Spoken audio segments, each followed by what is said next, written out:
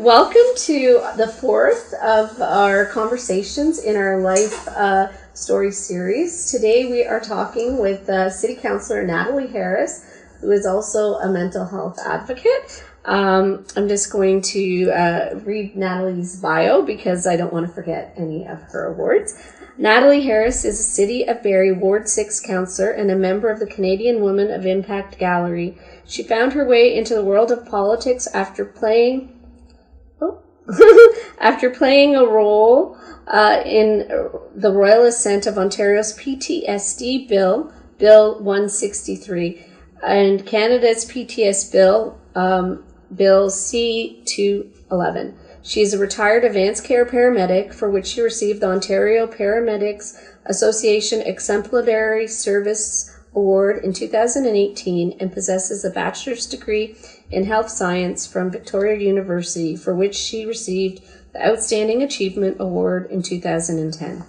Along with being an educator with organizations such as Georgian College and the Sunnybrook Center for Pre-Hospital Medicine, she is an avid writer and has written several books, including Save My Life School, A First Responder's Mental Health Journey, with foreword written by six-time Canadian Olympian Clara Hughes, and was a blogger for the Huffington Post. In 2017, she founded the national peer support group Wings of Change and is a co-founder and president of the not-for-profit Brainstorm Revolution. She is the creator of Addiction Get Well cards and has spoken at countless events nationally about her own battles with addiction and mental illness. She is the recipient of the John Graves Simcoe Medal of Honor, was named one of Barrie's leading women, and has received the Tema Conter Memorial Resiliency Award in 2017, and was also presented with the One Woman Fearless Women Award in 2018. Above all, her proudest accomplishment is that of being a mom to Carolyn and Adam and a Grammy to Beckham. So welcome, Natalie. It is such an honor to have you here to speak with us today. And also I feel like blessed to be able to call you a friend. So thank you for making the time to speak with us today. My pleasure. So the purpose of this series is to challenge stigma, to show that no one is immune to issues of mental illness, substance use, and homelessness, and to honor the voices of lived experience. So we are really honored to have you here today. So yeah, people have a stereotype or an image of what a person that uses drugs looks like. And typically that image that people have in their head is someone that's uneducated, that's homeless, that's using drugs in a back alley somewhere. And you yourself struggled with substance use issues, and you don't fit that stereotype. So I was just wondering if you maybe could share a little bit of your story and your struggle with substance use and recovery. For sure. Yeah, I love that you're starting it with the fact that it doesn't discriminate. You know, substance use and addiction is a disease that affects anyone. And I really didn't think in my life that that would affect me. Because to be honest, before it did, I wasn't as educated, obviously, as I was and about it, and kind of maybe bought into some of the stigma as well. And then when I realized that it can happen to anyone, including myself, that's when I needed to burst through the stigma. But it wasn't easy. It definitely wasn't. I didn't even recognize how much I was battling with alcohol and usually my prescription drugs, which are benzodiazepines, and other over-the-counter drugs. And I was just mostly kind of cruising through being a paramedic, and it was a very hard job and very rewarding, though, going back to school, becoming an advanced care paramedic, and having two kids, going through some roller coasters with relationships, but genuinely still feeling like I was a healthy person. Unfortunately, part of the first responder world culture is, going out and some people can drink without a problem and they can go and celebrate and do whatever. And I thought I fit into that category, and slowly but surely I realized that I didn't, because I was really using alcohol eventually to numb pain that was coming from an undiagnosed PTSD at that time from calls I did as a paramedic. And so I was starting to have a lot of nightmares and night terrors, and this was in like 2000 and 2012. And I had no idea really why that was happening. This was even before any of that PTSD legislation, and I was just so concerned as to why is this going on. I would even yell myself awake, and my daughter was in the next room, and she'd hear me, and she even heard me sleepwalking, and I don't remember that, obviously. So there was something in my subconscious that was hurting me, and I didn't know how to process it, so I drank. And I couldn't drink enough, I guess, at some point when the numbing, it works until it doesn't work anymore. And I was very lucky and very blessed. A certain night I overdosed, and I was so fortunate that my friend who I was texting is a dispatcher, and she recognized there was something wrong with my texts and called 911 for me. And I really don't remember much of what happened that night, but that was the awakening. You know, my kids saw me get taken away in an ambulance, and I stopped breathing apparently at a couple points, and people were like, okay, something's wrong. What's going on? Like, how is Natalie, who definitely had a good mask on, this very solid, everything's good mask, is here in the hospital and almost died? And then we started investigating that and looking into where can she go to get help for PTSD. So I got diagnosed for PTSD, but still in the back of my mind, I thought, I still don't have a problem with alcohol or drugs in any way, because it's very hard to come to terms with that myself. So I went to Homewood in Guelph. I was so blessed to do that after I stayed with my friend for many, many weeks, and she helped me and took care of me and made sure I was safe. That's a blessing, a huge blessing. And when I went to Homewood, I thought, okay, I'm here for PTSD and like a sprinkle of, you know, substance abuse. Well, I was sadly, you know, but fortunately in the end, happy to realize it was very heavily for treatment of addiction. And the root problem was the trauma that the PTSD was kind of showing through with. And it was the beginning of, like you said, removing a mask of stigma. So at that time, I was doing really well as a paramedic. You know, I was teaching my peers, I was teaching students. I felt like I was at the top of my career. My career was, you know, headed to wherever I wanted it to go.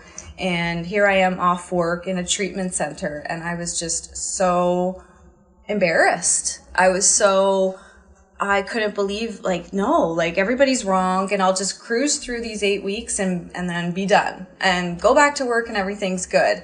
And I really started to learn how sick I was. And as soon as I started to open up and really, okay, why do I recognize myself and everyone in this room? And then Homewood was really great because it also had a group that was basically all first responders or healthcare providers. And I was in rooms with doctors and dentists and nurses and you name it. And I was like, wow, this does not discriminate. This is anyone. And this is me. I belonged in that room, and that was very hard. So I started blogging about it because literally I was like such a perfectionist and so afraid of somebody knowing that there was maybe even something wrong with me. And I felt if I don't put this out there, I'll hide it still. I need to somehow rip off a mask that's been on me for a while and I haven't noticed, and feel that pain and vulnerability, because I knew myself I would just start doing worse, because I was already headed down the path of looking for harder drugs because what I was doing wasn't working anymore, and I was just exhausted. I couldn't sleep, so I needed to pass out to try to get some kind of rest, which it wasn't. And so I blogged, and the blog at that time, Clara Hughes was a very large voice in the world of mental wellness, and she was a Bell Let's Talk ambassador. And I saw her on the news talking about her struggle, and I'm like, she's a 6-time Olympian, and she's a strong woman, the strongest you could even pick out of an example, and she's sick. So it inspired me to put the blog out publicly. And I shared it with her, and she retweeted it, and that kind of grew organically into this journey, this mental health journey of recovery. And she wrote the foreword to my book, and we are still friends. We still talk on a pretty regular basis, and she's just an inspiration to me. And even through the hard times, because it's not always easy to be an advocate about this, because it still brings up a lot of things, but it gets easier as it goes. She said, just don't stop talking. And when I've wanted to kind of maybe stop talking, because I've gotten hate over the years, and I've gotten a lot of, criticism from people sometimes, and I just remember it's more powerful to keep talking and to still show that I have that strength inside of me, and to really prove to other people, if they're watching, that talking heals, then I needed to keep talking. And there's lots more woven into that story, but it was the beginning of recovery. I've had relapses over the years. It's a struggle that, I've been, though I haven't had a drink in, I think, about a year and a half now, which I'm really excited. And I don't even take benzos for anything anymore. So I'm very happy. But it's still always something that I'm going to have to battle with, but I know the tools now. I know what recovery looks like. I have the community around me, and I was lucky to go to Homewood, and I've gone twice. I went again for PTSD again. And that's not the blessing everyone gets. So that's where my voice goes into the community, because I feel like I'm such an exception to the rule that I got to go. I had insurance. I went to this expensive treatment center, and I feel like it's kind of my job to bring that message out, because not everyone can spend $30,000 to $60,000 on a treatment center. So, and that's the Coles Notes version. Wow. Yeah, it's so inspiring to hear you share your journey, and I know speaking for the first time and putting it out there publicly is so scary, right? Yeah. But I know even for myself, I've been a mental health advocate for years now as well. And you're so scared when you speak publicly for the first time. And there is hate and criticism. But there's also a lot of thank you. Right. Thank you for making me feel not alone. So does that give you strength? Yeah. When you get messages from other people that, have had similar experiences and they're grateful that, someone is able to talk and share those things so that they feel less alone. Absolutely. That is what keeps you going. Excuse me. I know I get messages like that almost every day from different places around the world, and it's beautiful. I even had somebody reach out to me, and he said that my story, this was pretty recent, had helped him and encouraged him to keep going and recover. And he sent me a clip of my favorite, he didn't even know this, but one of my favorite movies, my brother and I grew up watching Rocky. And there's a part in Rocky where he's down in the ring, and his opponent, Apollo Creed, has his arms up in the air because he thinks he's won. And Rocky somehow pulls up and comes back. And he sent me this clip, and it was, I think, during a difficult time, probably some hate was headed my way. And I'm like, that's my favorite movie even. So I took a screenshot of when Rocky's down and made it my screensaver, because he's down, but he's not out. And it really goes to show that's life. Life is hard. Life is really hard. It's not fair. And there will be down times, but it makes it all worthwhile when you've helped even one person. I'm a helper. I was a paramedic, and then as a mom, you're a helper. It's innately who I am. So that's just everything to me. Yeah, for sure. Yeah. And like you said, you were blessed being that you were a paramedic and that you had benefits and you were able to go to a top-notch treatment program, but that is not the reality for a lot of people that have substance use issues or mental illness. How do you think your journey could have had a different outcome if you didn't have those supports? I don't think I'd be alive, Christine. I some of my relapses over the years have been quite serious, and you know,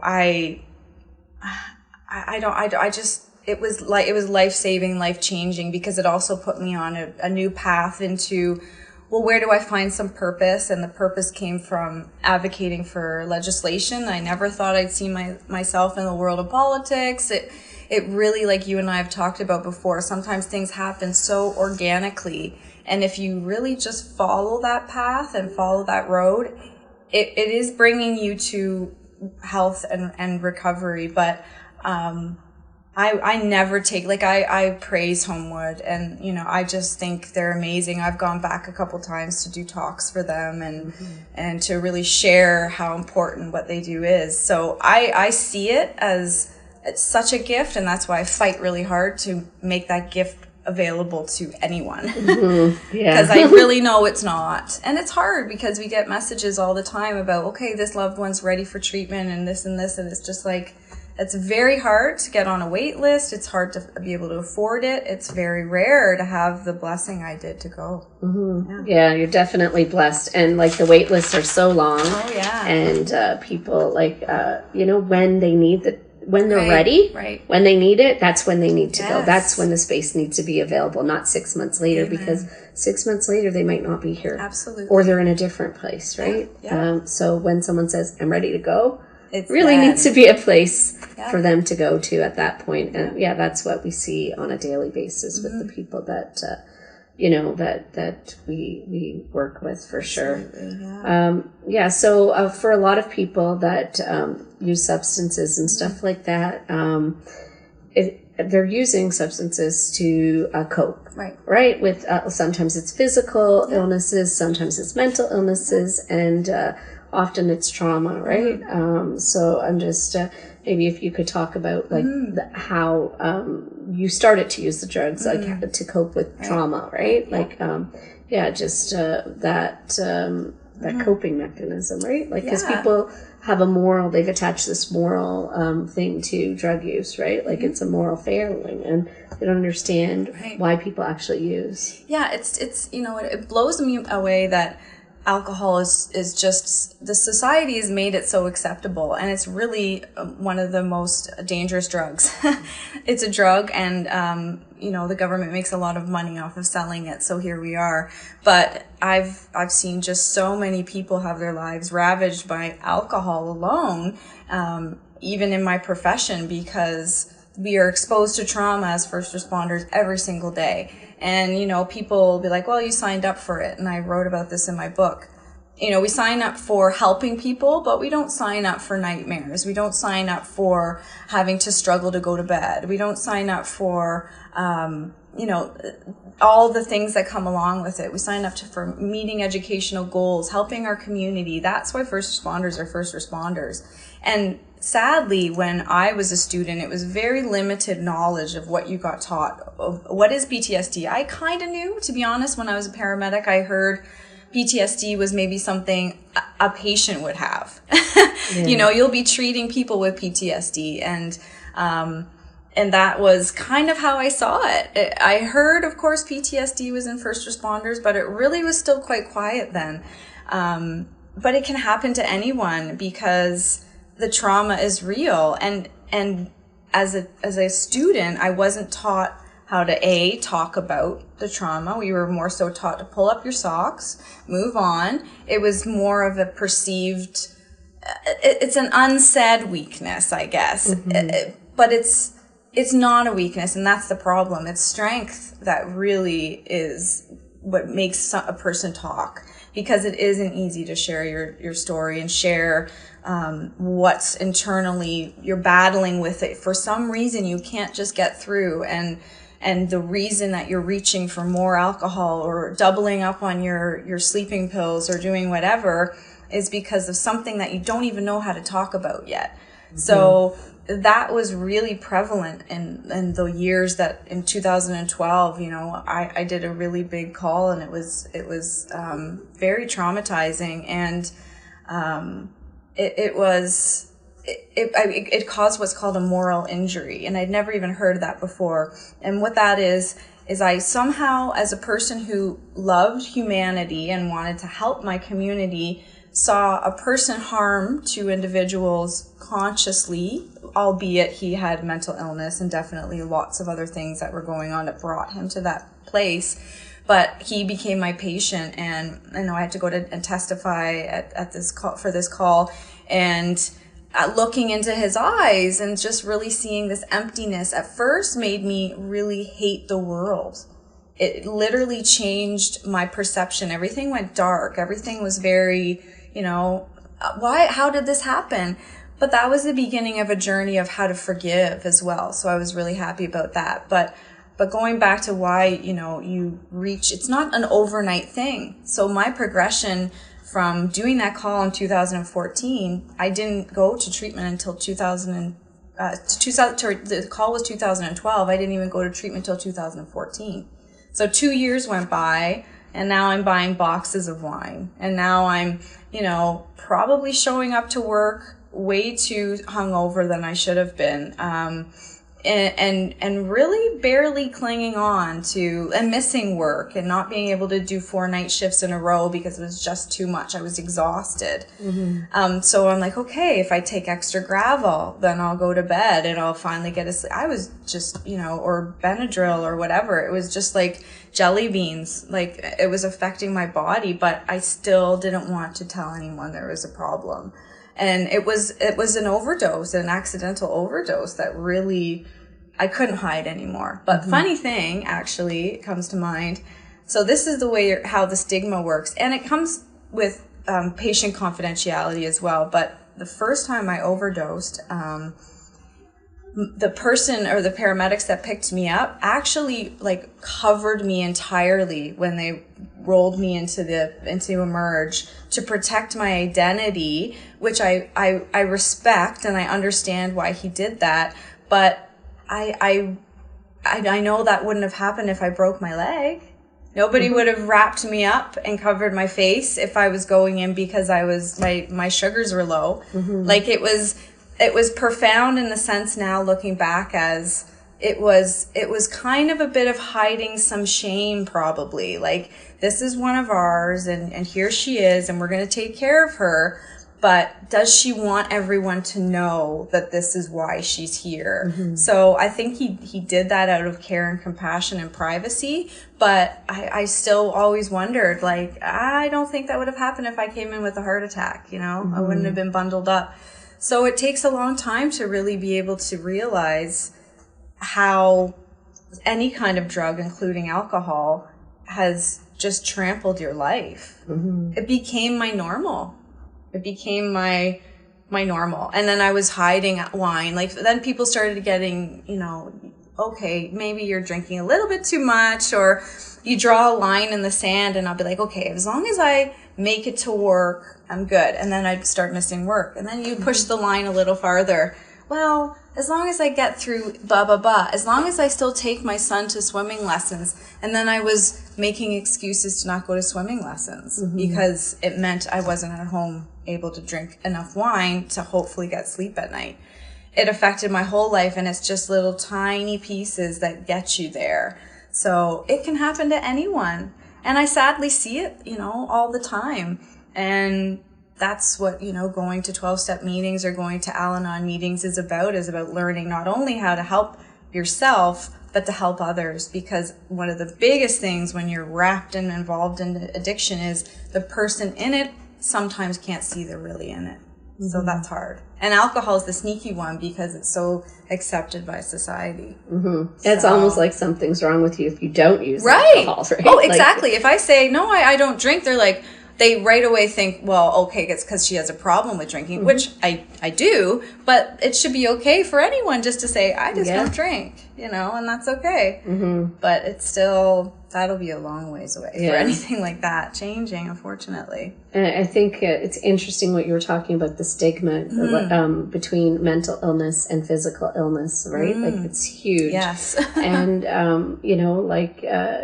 being covered because, there's a shame connected if you're being brought to the hospital for a mental illness versus a physical illness. And I've seen that, in our struggles to get Ryan help and with the people that we serve, that they're treated differently.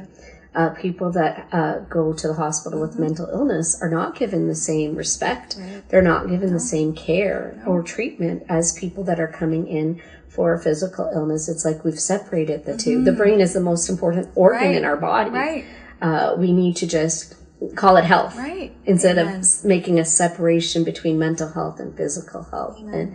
And people that do struggle with mental illness or use substances, when they go to the hospital for a physical illness, that's dismissed. Right. They're just labeled already. It's on their file that they're a drug seeker or that they have a mental illness. And so whatever they're coming in for, they don't even take it seriously, right? Yeah. And so I see more and more over the work that we're doing that people don't go to the hospital. And it puts their life at risk for physical illnesses. Like we see people that have illnesses or injuries that could be cared for and that are simple. Absolutely. But they get so complex because they wait so long to get medical attention because of the stigma attached to those issues. And we definitely need to work on that for sure. Well, speaking even to that, Christine, when I've been obviously a patient many times in the mental health department, and in the first time, or maybe it was the second time, to be honest, I don't remember,